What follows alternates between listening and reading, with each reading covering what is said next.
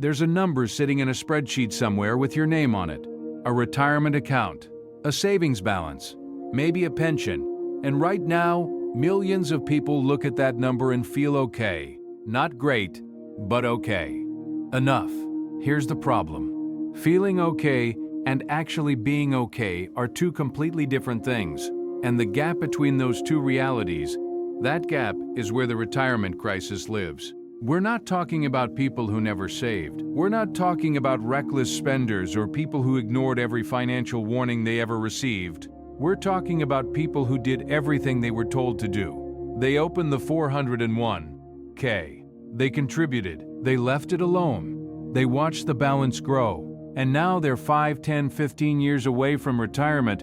And the math, when you actually run it, quietly says, this isn't going to be enough. That is the crisis. Not the one on the news, the one in the numbers. The illusion of the balance. Let's start with the number everyone trusts most, the account balance. Say you have $400,000 in your retirement account. $400,000. That feels like wealth. It feels like security.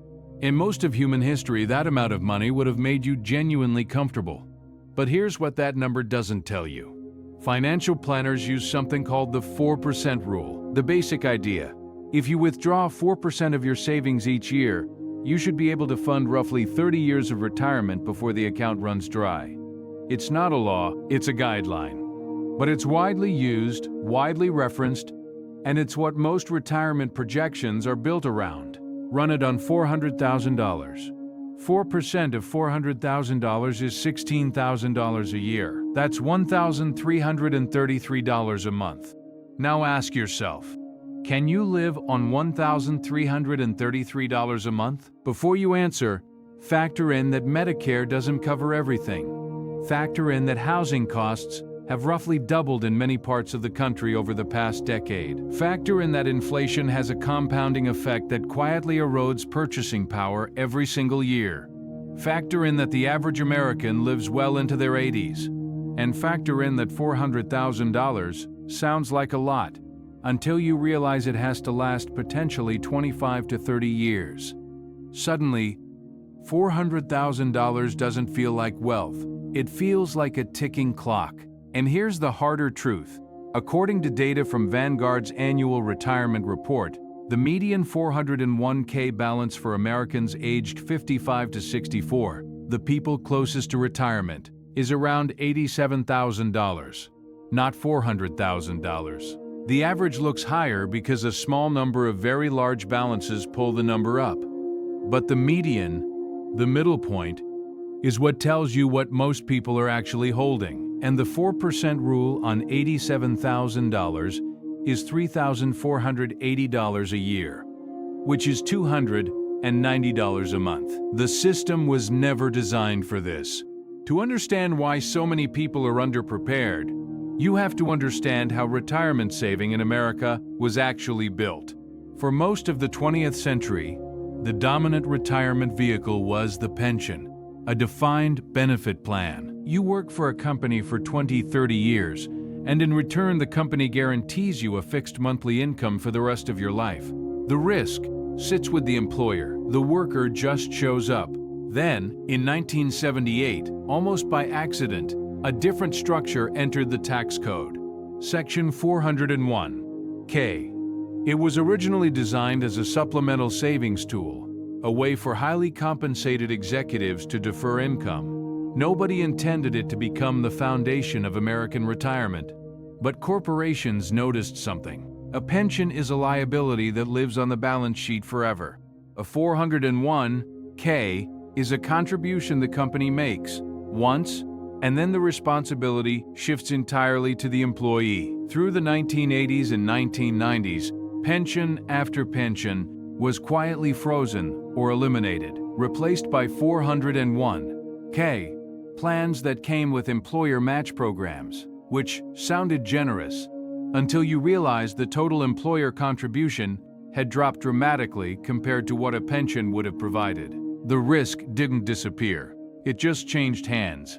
And here's what that shift assumed about ordinary workers: that they would understand compound interest, asset allocation, market cycles, sequence of returns, risk, inflation-adjusted withdrawal strategies, and the behavioral psychology required to hold steady through market crashes. That's a lot to assume about people whose actual job is nursing, or construction, or teaching fourth grade. The system wasn't malicious, but it was optimistic in a way that didn't match reality. The math problems nobody talks about. Even when people do save consistently, there are structural forces quietly working against them. And most people don't see them clearly until it's too late to course correct. The first one is inflation, but not the dramatic headline kind, the slow, grinding kind. If inflation averages 3% annually over a 25-year retirement, which is historically conservative, your purchasing power gets cut nearly in half. The $3,000 a month that feels comfortable at 65 has the real-world buying power of about $1,600 by the time you're 90. Same dollar amount, half the life it can buy. The second problem is healthcare.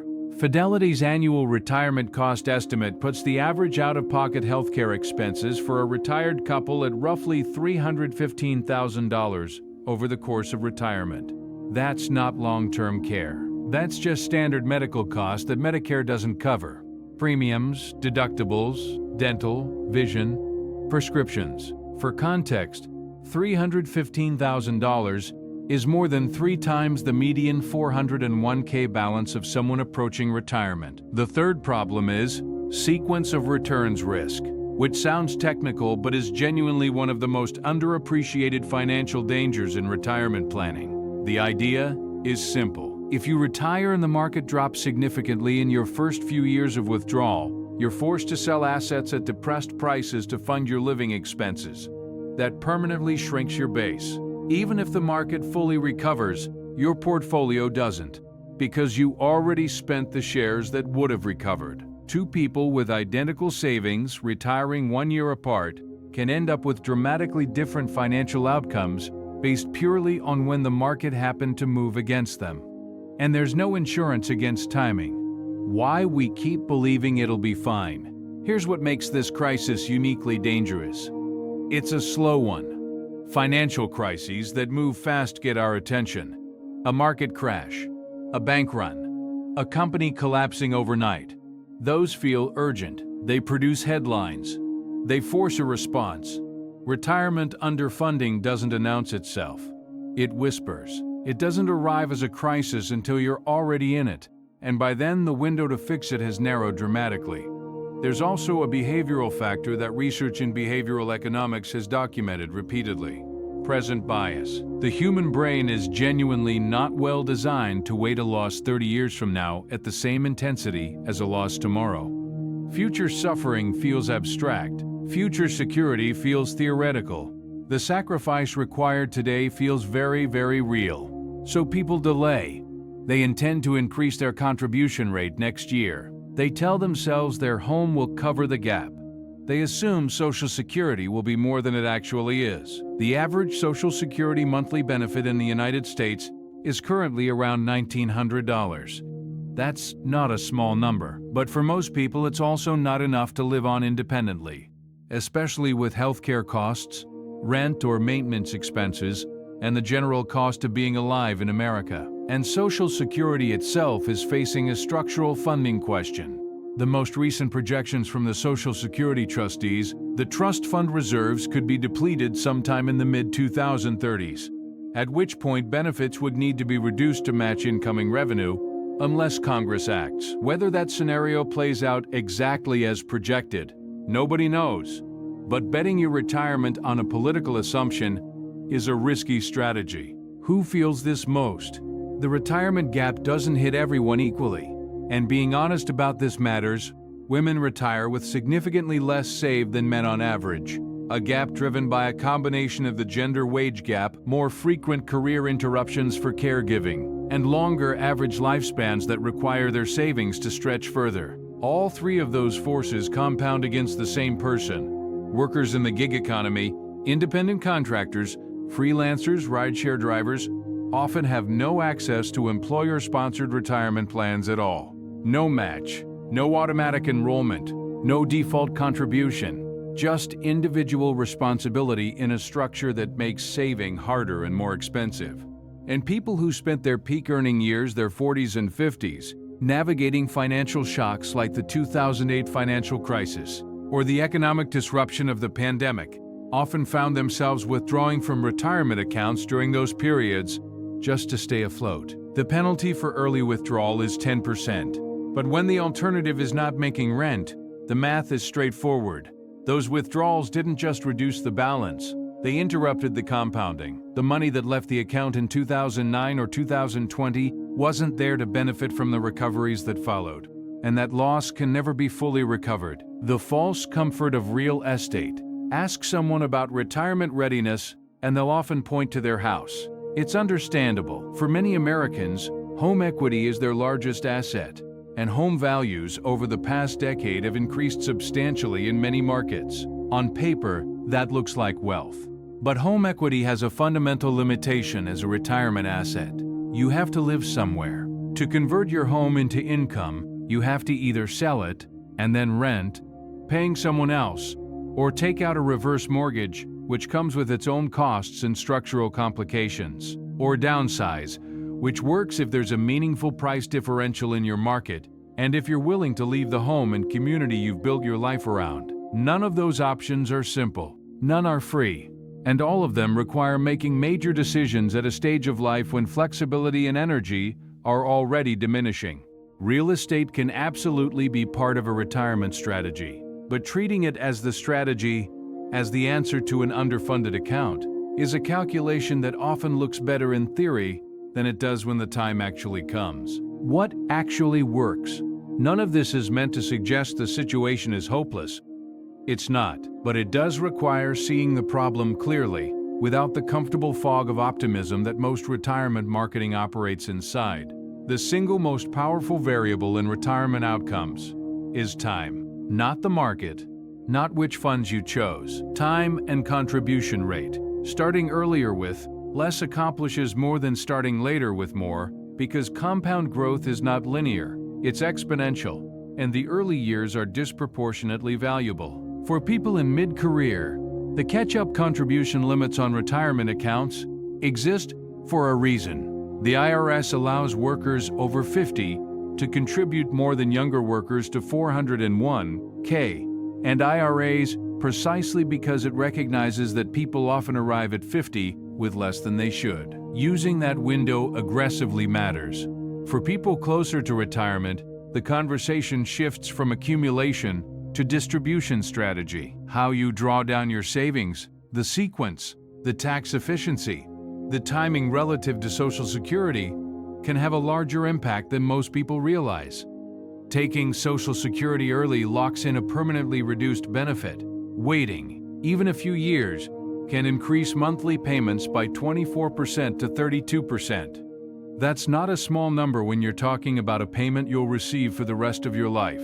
And for people who feel like the window has closed, working 1 to 3 additional years beyond your target retirement date can have a compounding effect. More contributions, fewer years of withdrawal, and a higher Social Security benefit if you're delaying those payments. None of these are magic. None erase what wasn't saved earlier, but they are real levers. And most people don't pull them because they don't know they exist, or they've decided the math is too discouraging to look at directly. Here's the thing about uncomfortable financial truths. They don't become less true because we avoid them. They just become more expensive. The retirement crisis isn't a crisis of bad luck. It's a crisis of a system that quietly transferred enormous financial responsibility onto ordinary people without providing the education, the tools, or the structural support to manage it well.